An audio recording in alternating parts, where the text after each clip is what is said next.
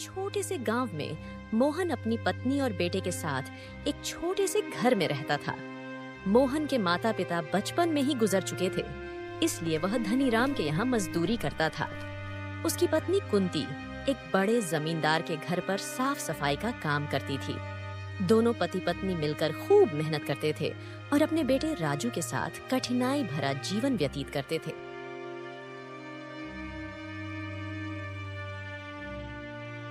यूं तो हमेशा ठंडी के समय -2 डिग्री तापमान रहता था, लेकिन इस साल तापमान बहुत ही ज्यादा घट गया था, जिससे ठंडी भी बहुत जोरों से अपना कहर ढा रही थी।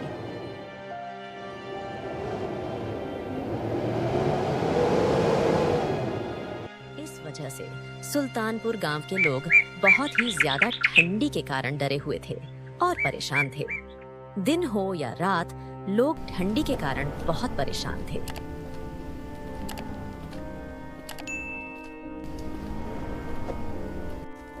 हे भगवान, यह कैसी लीला है आपकी।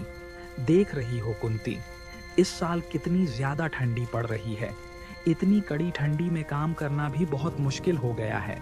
घर से बाहर निकलते ही पैर ठंडी के मारे जमने लग रहे हैं। इतनी ज्यादा ठंडी में तो घर से बाहर निकलने का मन भी नहीं कर रहा। न जाने इस साल की ठंडी कैसे कटेगी। ठीक है कुंती, अब मैं काम पर चलता हूँ, नहीं तो सेठ गुस्से करेगा।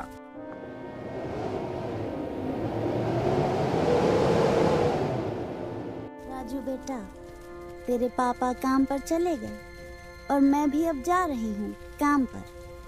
तुम घर का ख्याल रखना और घर से बाहर मत जाना। मैं जल्द ही आज आ जाऊंगी। ठीक है माँ, मैं घर से कहीं नहीं बाहर जाऊंगा, तुम जल्दी आ जाना।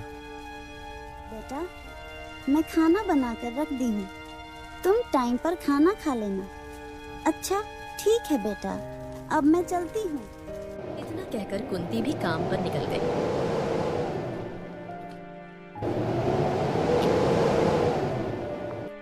थोड़ी ही देर में कुंती जमींदार के घर पहुंची। जमींदार, जो स्वभाव से बेहद कठोर और क्रोधी था, अलाव के पास खड़ा हुआ अपने सेवकों पर चिल्ला रहा था। तभी जमींदार की नजर कुंती पर पड़ी और वह कुंती के ऊपर चिल्लाते हुए बोला, अरे कुंती, इतनी देर से आ रही हो?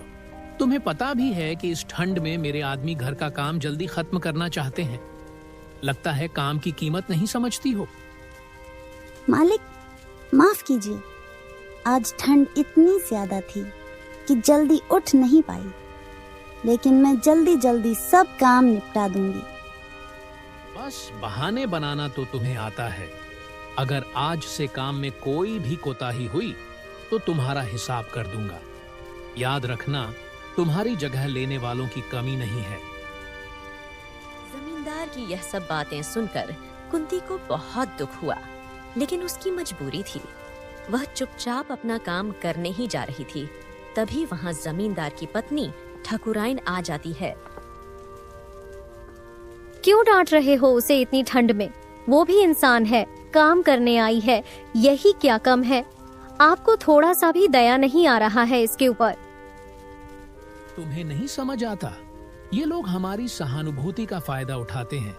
इन्हें समय पर सबक सिखाना जरूरी है, नहीं तो यह हमारे सर पर चढ़कर नाचे लगेंगे और कोई भी काम ठीक से नहीं करेंगे। कुंती ने कुछ नहीं कहा। उसने सिर झुका लिया और अपने बेटे राजू की सोचते हुए जल्दी जल्दी काम खत्म करने में लग गई। लेकिन उसके मन में जमींदार के व्यवहार को लेकर आक्रोश पनपने लगा। इधर श्याम ठंड से कांपते हुए धनीराम के घर पर मजदूरी कर रहा था।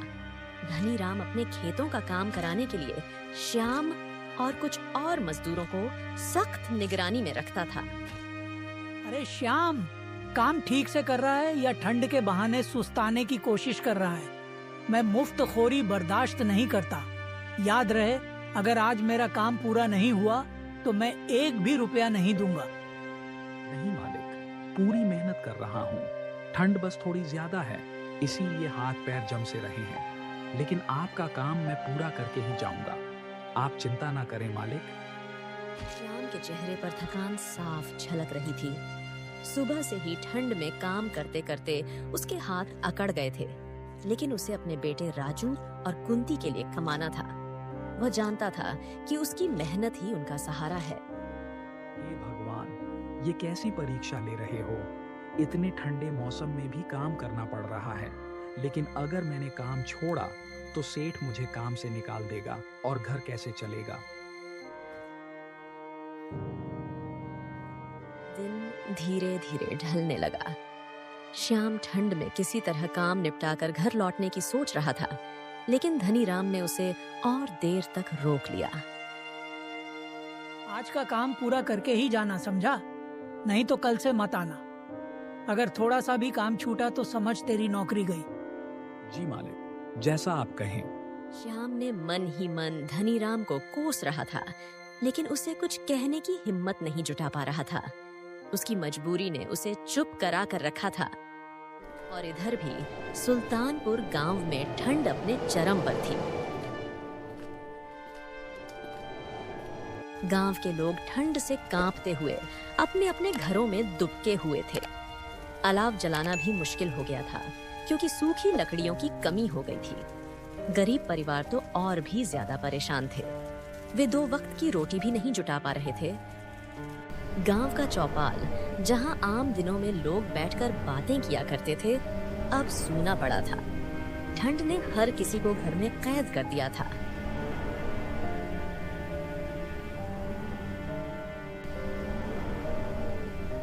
गांव का बुजुर्ग रामलाल, जो अक्सर गांव वालों को इकट्ठा कर कोई न कोई उपाय बताता था, इस बार भी चौपाल पर पहुंचा। उसने 4-5 लोगों को इकट्ठा करके कहा, अयो, ये ठंड बहुत भयानक है। अगर हम सब मिलकर कोई उपाय नहीं करेंगे तो कई लोग इसकी चपेट में आ जाएंगे।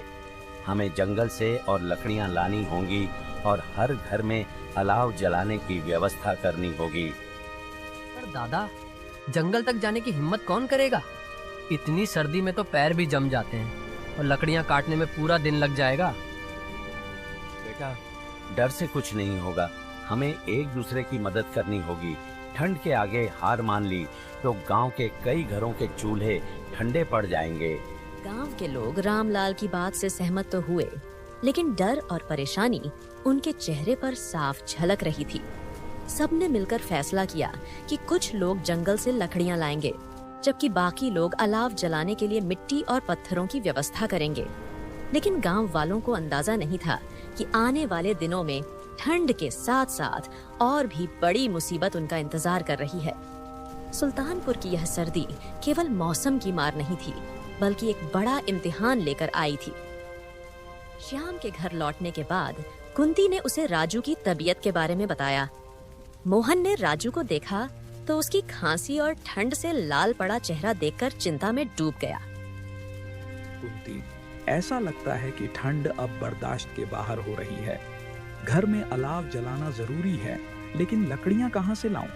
धनीराम ने आज इतनी देर तक काम कराया कि लकड़ियां लाने का समय ही नहीं मिला। मैंने सोचा था कि जमींदार से कुछ मदद मांग लूंगी, लेकिन वो तो आज मुझ पर ही गुस्सा करने लगे। उन्होंने मेरी हालत तक नहीं देखी। जमींदार और धनीराम जैसे लोगों को हमारी तकलीफों से क्या मतलब? उनके घर तो हमेशा गर्म रहते हैं। हम गरीब लोग जैसे तैसे ठंड में भी अपना पेट पालने की कोशिश करते हैं, लेकिन ये लोग हमें इंसान तक नहीं समझते। फिर कुंती ने रसोई में जाकर कुछ सूखी घास और टूटी लकड़ियां इकट्ठा की, जो उसने बचा कर रखी थीं। श्याम, मैं कुछ लकड़ियां और घास बचा कर रखी थी। इनसे ज्यादा देर तक आग नहीं जल पाएगी, लेकिन राजू को ठंड से थोड़ा आराम मिल जाएगा। जैसे तैसे करके कुंती और श्याम ने अलाव जलाए, जिससे उनके घर थोड़े गर्म हो सके। कुंती, क्या ठाकुर आइन ने तुम्हारी कोई मदद नहीं की? वो तो आम तौर पर दयालु दिखाई पड़ती हैं। अजी उन्होंने रसाई दी थी जो राजू को दी, लेकिन जमींदार के गुस्से की वजह से मैं ज्यादा कुछ कहने की हिम्मत नहीं कर सकी। वो मुझ पर चीखने लगे थे। हमारी जिंदगी में हर जगह वही दिक्कत है कुंती। हम मेहनत करते हैं, पर लोग हमारी हालत देखकर भी आंखें फेर लेते हैं। न जाने क्यों लोग हमसे इतना नफरत करते हैं। राजू अलाव के पास लेटा हुआ ठंड से कांपते हुए खांस रहा था। कुंती उसके पास बैठी रही और श्याम को बाहर जाकर और लकड़ियों का इंतजाम करने को कहा। श्याम, कुछ भी करके जंगल से लकड़ियां लानी होंगी। अगर राजू को कुछ हो गया तो मैं खुद को कभी माफ नहीं कर पाऊंगी। देखो ना, राजू की तबीयत बिगड़ती ही जा रही है। ठीक है कुंती, मैं कोशिश करता हूँ। रात ज्यादा हो गई है, लेकिन जंगल जाना ही पड़ेगा। तुम राजू का ख्याल रखना। फिर श्याम आधी रात को लकड़ी लाने के लिए जंगल की ओर निकल पड़ा। कुंती की आंखें उसके पीछे तक लगी रहीं और उसका दिल दुआ कर रहा था कि श्याम सही सलामत लौट आए। कुंती राजू के पास बैठी उसकी तबीयत को लेकर चिंतित थी। राजू की तबीयत धीरे धीरे और बढ़ने लगी थी और उसकी सांसें भारी हो रही थीं। राजू बेटा, सब ठीक हो जाएगा। तेरे पापा अभी लकड़ियां लेकर आएंगे, फिर हम आग जलाएंगे और ये ठंड तुझे परेशान नहीं करेगी। बस थोड़ी हिम्मत रख बेटा। राजू ने अपनी माँ की ओर देखा। उसकी मासूम आंखों में दर्द और थकावट साफ झलक रही थी। उसने धीमे स्वर में कहा, माँ, मुझे बहुत ठंड लग रही है। पापा जल्दी आएंगे ना? हाँ बेटा, तेरे पापा अभी आएंगे। तू चिंता मत कर, मैं तेरे साथ हूँ। भगवान सब ठीक करेंगे। कुंती ने अपने आंसू छुपाने की कोशिश की, लेकिन उसके दिल में अजीब सा डर घर कर गया था। राजू की हालत बिगड़ती जा रही थी। उसने उसे सीने से लगाकर गर्मी देने की कोशिश की, लेकिन ठंड इतनी कड़ी थी कि कुंती की अपनी सांसें भी कांप रही थीं। इस बीच राजू की खांसी रुकने लगी। वह धीमे धीमे आंखें बंद करने लगा। राजू, आंखें मत बंद करना बेटा, तेरी माँ यहाँ है। देख, तूने खाना भी नहीं खाया। तेरे पापा आते ही आग जलाएंगे। लेकिन राजू अब कोई जवाब नहीं दे रहा था। उसकी सांसें धीमी हो चुकी थीं। कुंती उसे बार बार पुकार रही थी, लेकिन वह अब ठंड की चपेट में आ चुका था। राजू, उठ बेटा, तुझे कुछ नहीं होगा। तेरी माँ तुझे कुछ नहीं होने देगी। भगवान मेरे बच्चे को बचा लो। कुंती ने राजू को जोर से सीने से लगाया और चीख चीख कर रोने लगी। उसकी चीखें पूरे सुल्तानपुर के सन्नाटे को चीर रही थीं। थोड़ी देर बाद जैसे ही श्याम घर पर आया, वह देखा कि कुंती बिलख बिलख कर रो रही है। फिर उसने कुंती से पूछा, कुंती, ये क्या हुआ और राजू की आंखें क्यों बंद है? राजू को क्या हुआ? श्याम, हमारा बेटा, ठंड ने हमारा बेटा हमसे छीन लिया। हम उसे बचा नहीं सके। दोनों पति पत्नी ठंड से हार गए थे। उनका बेटा, उनकी पूरी दुनिया अब नहीं रहा।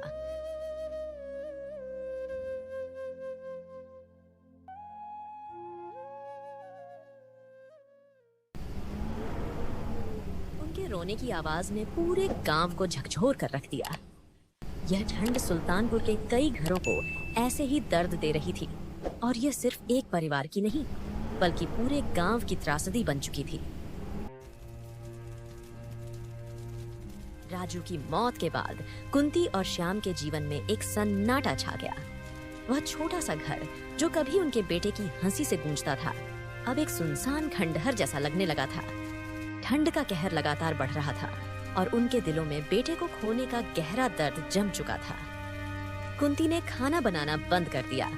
श्याम ने काम पर जाना छोड़ दिया। वे दोनों दिन रात बस एक कोने में बैठे रहते, राजू की यादों में डूबे हुए। कुंती अक्सर अपने बेटे के कपड़े हाथ में लेकर रोने लगती थी। अब बेचारे दोनों पति पत्नी राजू के मरने का शोक मना रहे थे। ऐसे ही कुछ दिन बीत गए और एक दिन कुंती अपने पति श्याम से कहती है, अगर मैं उस दिन उसे रजाई में और अच्छे से लपेट पाती तो शायद हमारा राजू आज हमारे साथ होता। भगवान ने हमारे बेटे को हमसे क्यों छीना? कुंती, ये सब मेरी गलती है। अगर मैं वक्त पर लकड़ियां ला पाता तो राजू को बचा सकता था। मैंने अपने बेटे को बचाने में असफल रहा। ठंड का कहर लगातार जारी था। उनके पास लकड़ियां खत्म हो चुकी थीं और घर के कोने में रखा सारा सामान ठंड से बर्फ जैसा जम गया था। दोनों के शरीर कमजोर होते जा रहे थे। कुंती ने कई दिनों से कुछ खाया नहीं था और श्याम भी पूरी तरह टूट चुका था। एक रात जब ठंड अपने चरम पर थी, श्याम ने कुंती की ओर देखा। वह चुपचाप कोने में बैठी हुई थी, जैसे अपनी सारी ऊर्जा खो चुकी हो। कुंती, शायद अब हमारे पास भगवान के पास जाने का ही समय बचा है। यहाँ हमारी कोई जरूरत नहीं रही। हमारा बेटा हमें पुकार रहा होगा। हाँ श्याम, अब इस जीवन में कुछ बचा नहीं। ठंड ने सब छीन लिया। मुझे भी राजू के पास जाना है। मुझे और सहन नहीं होता। वह दोनों ऐसा कहकर अलाव के पास बैठकर सुबह का इंतजार करने लगे। अगली सुबह गांव वालों ने श्याम और कुंती को घर के अंदर एक दूसरे का हाथ पकड़े ठंड से जम चुके पाया। उनके चेहरों पर एक अजीब सी शांति थी, जैसे उन्होंने अपने बेटे के पास पहुंचकर सुकून पा लिया हो। सुल्तानपुर के गांव वालों के लिए यह एक और त्रासदी थी। ठंड ने एक और परिवार को खत्म कर दिया। गांव के लोग श्याम, कुंती और राजू को याद करते हुए उनके घर के पास अलाव जलाने लगे, मानो उनकी आत्माओं को शांति देने की कोशिश कर रहे हों। यह ठंड का मौसम सिर्फ बर्फ नहीं, बल्कि कई घरों की खुशियां अपने साथ ले गया था। सुल्तानपुर अब और भी गहरे सन्नाटे में डूब चुका था।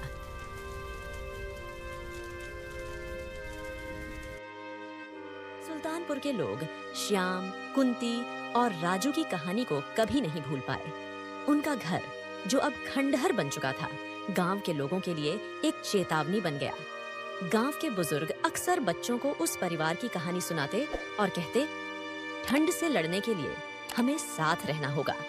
अगर हम एक दूसरे की मदद नहीं करेंगे तो और भी परिवार ऐसे ही खत्म हो जाएंगे। इस हादसे ने गांव वालों को झकझोर कर रख दिया। अब सभी ने ठंड से बचने के लिए एक दूसरे की मदद करनी शुरू कर दी।